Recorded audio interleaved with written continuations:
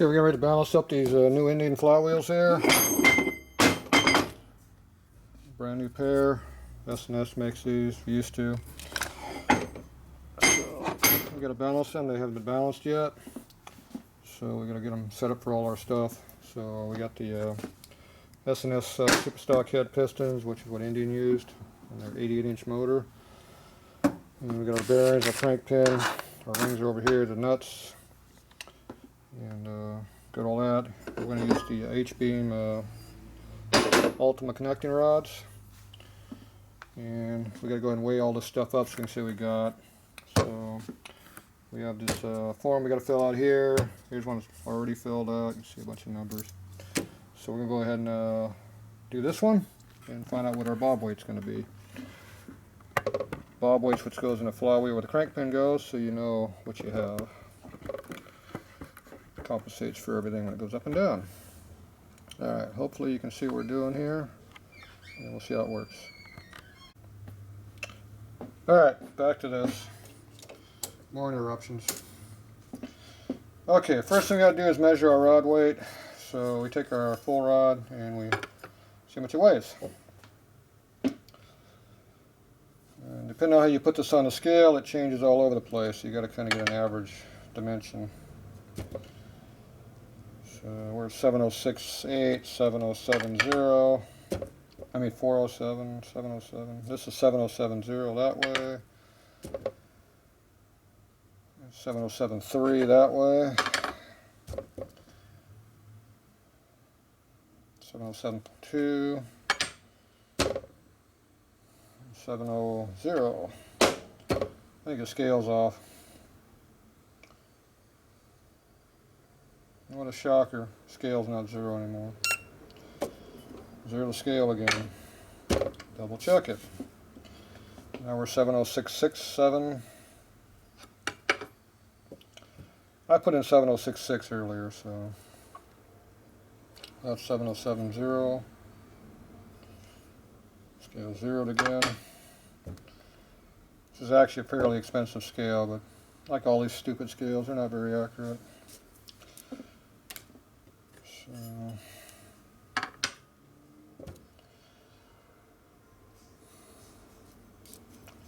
we're going to make it 7068. It can't decide what it wants to be, so we'll go with that number. Okay, let me go ahead and measure up the other rod. See what it's going to be. This one's 528.5. 528.3, 4. 528.5. 28.5. 28.4. And the re-zeroed. So we'll make it 28.4. Now it's got a -1 on the thing. Re-zero it. Try it again. 528.8, 6, 5, 6, 7.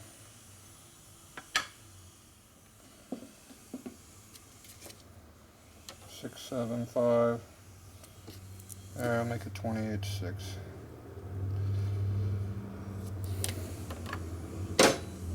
This one I want 706.8. And we're 706.7. That's close. Let's go with that. These scales, all this stuff sucks when you try to measure this stuff. Okay, now we got to figure out the hard part. That was the easy part. Now we got to figure out what this thing weighs on the one side. So what I do is I put on a round part so it's free to move around.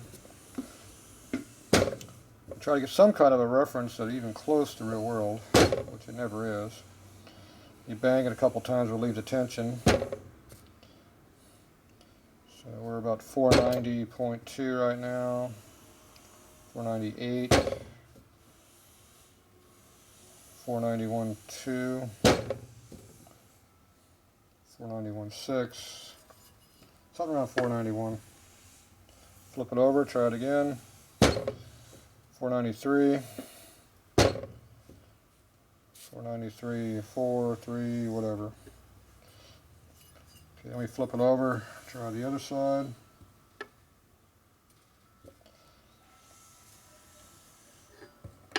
218, 213, 220, 212. Get the idea?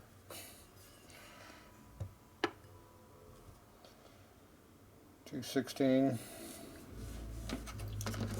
Alright, so if we go 216, and we add in our other number, which was some other number.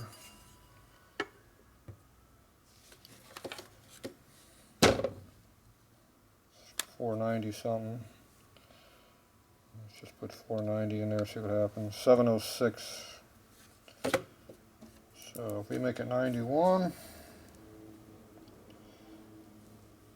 see, this is on the rear rod.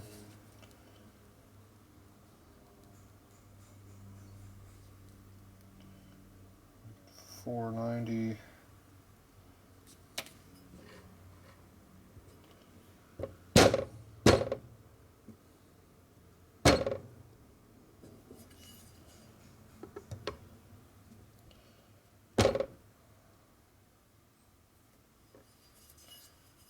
$490.5 maybe. This could be 218 if it wants to be. It don't want to be today.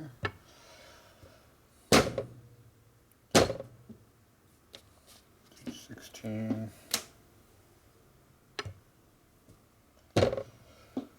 Typical errors. Nothing's even close.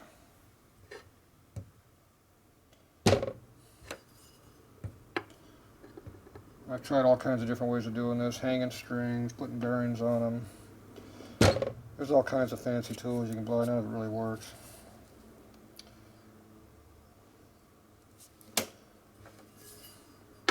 Coming about 6 grams light on the wrist pin end. So that means we figure out what the big end's going to be.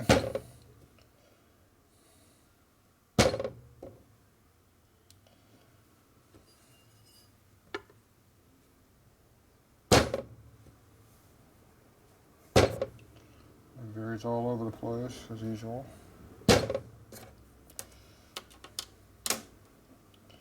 It's 490 basically that way, and it's 492.3 this way.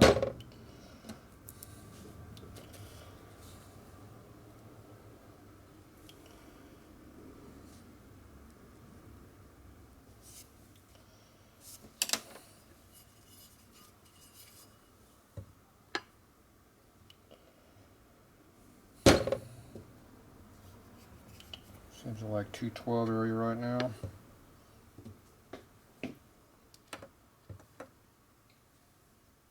Too far over. It's 217 again. Okay, if we make it 492 on the bottom, we subtract off our 706, 707. This is a 215 area.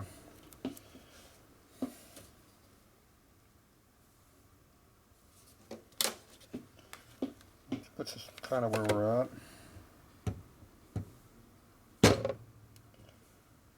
216, 215, 215.5. Okay, let's get some real numbers here. 491.5 minus 706.8, 215.3.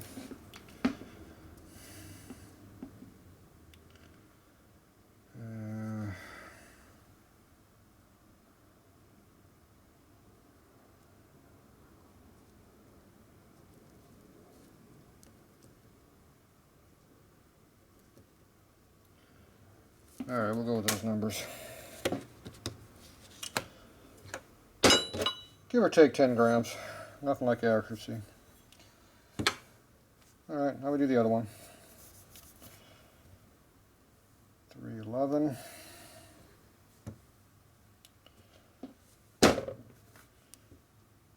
311.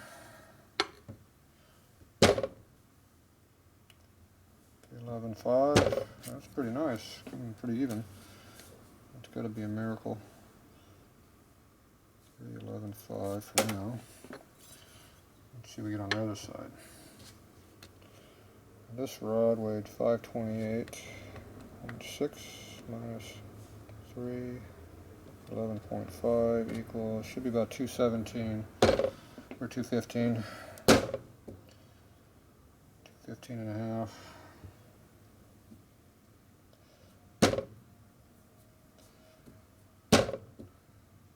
213. 213. 9, 8. Double check our scale, it re-zeroed. 213.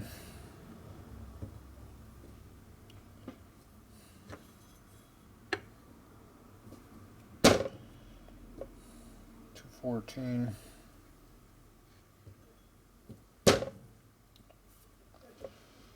216.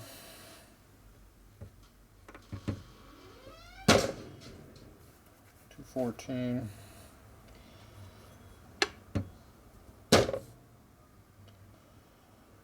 Looks like 14 is our high, 12, 13 is our average probably. Make it 214. The other rod was 215, so they're probably pretty close. If we make it 215 like the other rod, the rod's 528.6. It should be about 313 on the bottom, 0.6. We're getting 311. More interruptions. Alright, back at this again after interruptions. I flipped this over on the side so it kind of rolls a little bit. It helps slightly on repeatability, but it's still way off. But find numbers you like, it's about all you can do.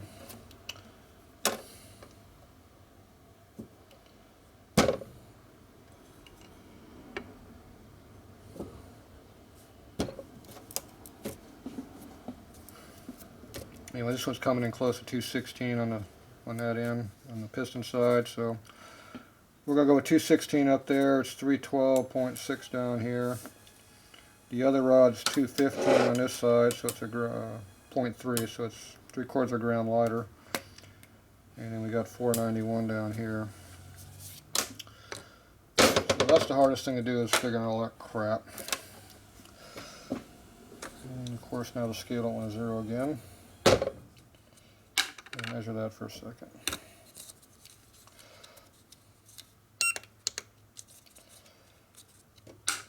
It should be about 10 grams.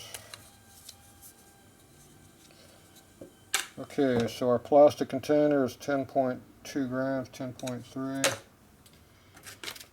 So here's our same thing again.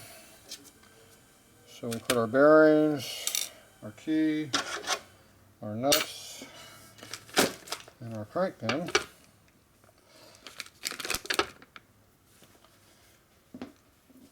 Otherwise known all the rest of the parts of the rods. So we put that all together. We got 735.4. Check it a couple times. It's repeating. We're 10 grams, 10.2 up, so that makes it 1025.2 or 725.2. So that's the number we're going to write down.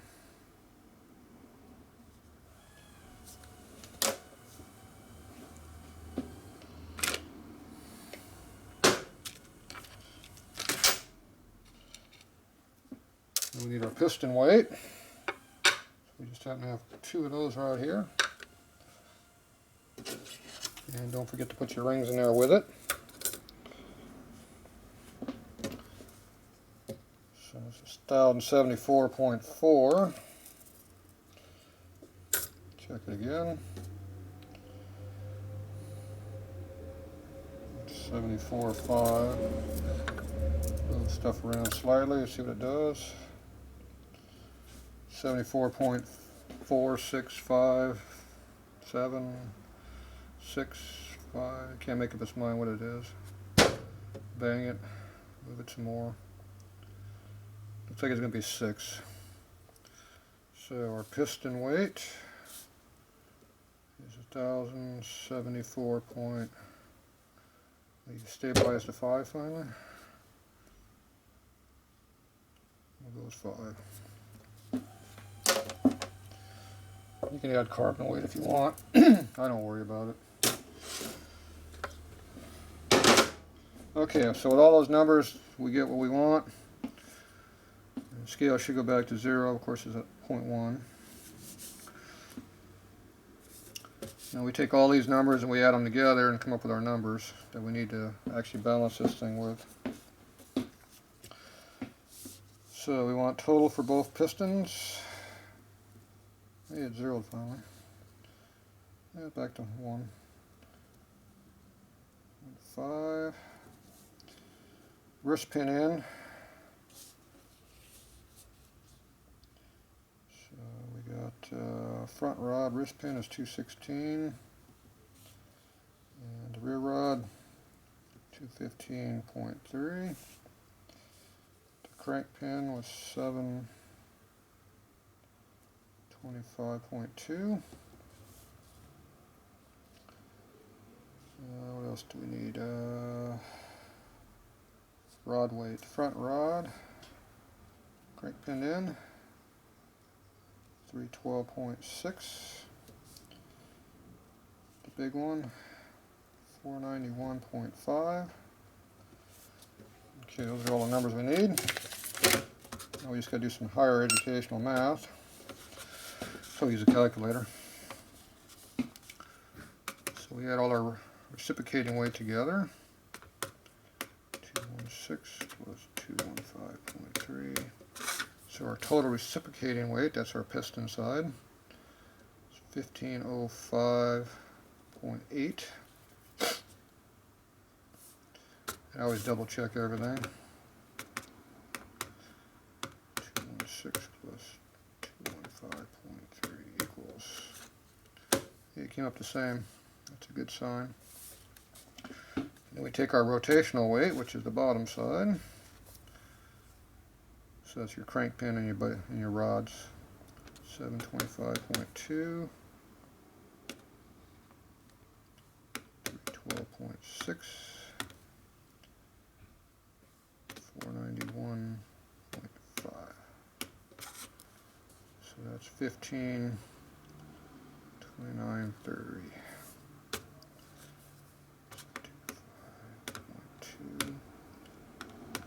12.6, 491.5 equals.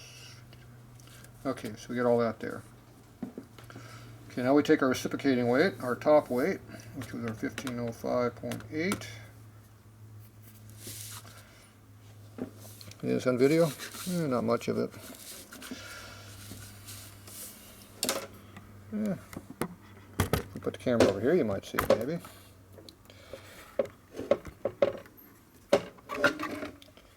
It's hard to do this. There.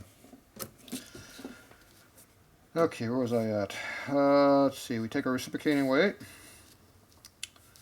which is our 1505.8. We multiply by it by our balance factor. On this motor here is a low RPM motor, so we use 56%. So you multiply it by 0.56. That'll give you your percentage. So you multiply your 1505 times 0.56 equals. So that gives us a reciprocating bob weight of 843.3. We'll average it up. So we'll double check that. Times 0.56 equals 843.3. Okay. Then we add in our rotational weight, which is our 1500, 29.3, 1529.3 gives us 2372.55.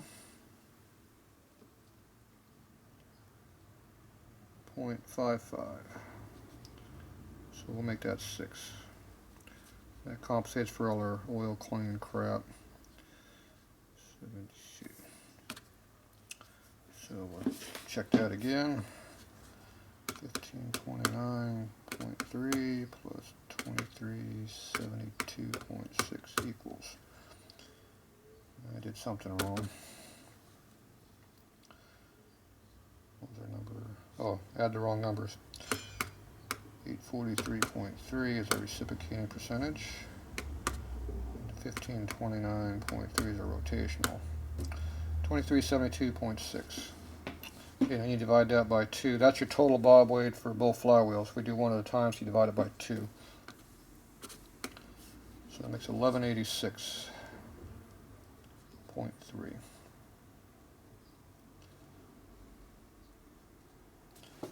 So that's how much bob weight we need to put in here to balance it.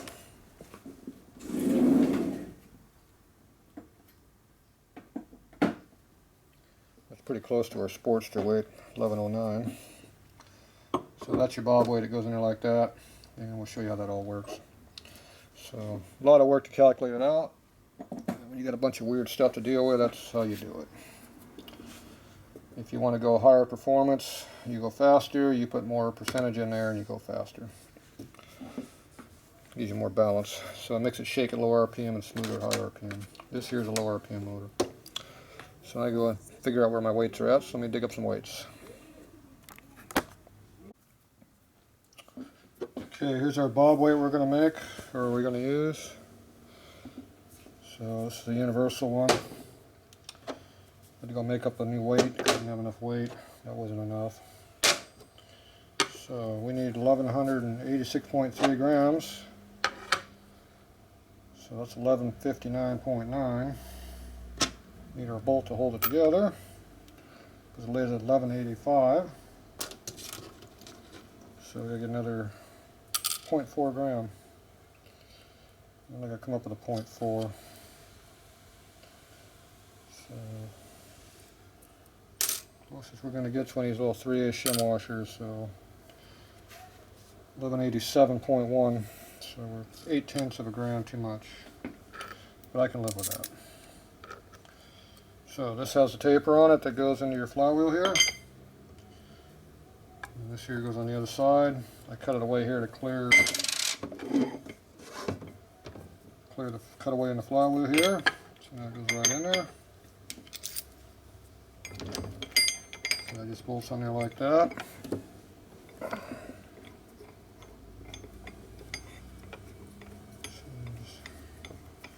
Tighten it up with a wrench right there. And then we got our center mandrel piece here.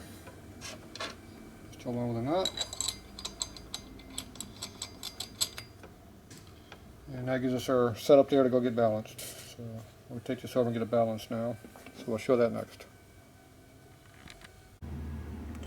Okay, here's a close-up of the numbers I did for the bob weight. So you can see what the dimensions are and how to calculate it.